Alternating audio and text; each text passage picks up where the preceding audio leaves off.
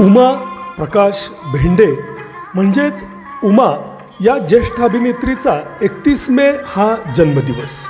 उमा भेंडे यांचं मूळ नाव अनुसया साक्रीकर असं होतं. मात्र त्या जेव्हा चित्रपटसृष्टीमध्ये आल्या तेव्हा लता मंगेशकर दिदींनी त्यांचं नाव चित्रपटासाठी उमा असं ठेवलं आणि याच नावानं त्या प्रचंड लोकप्रिय झाल्या.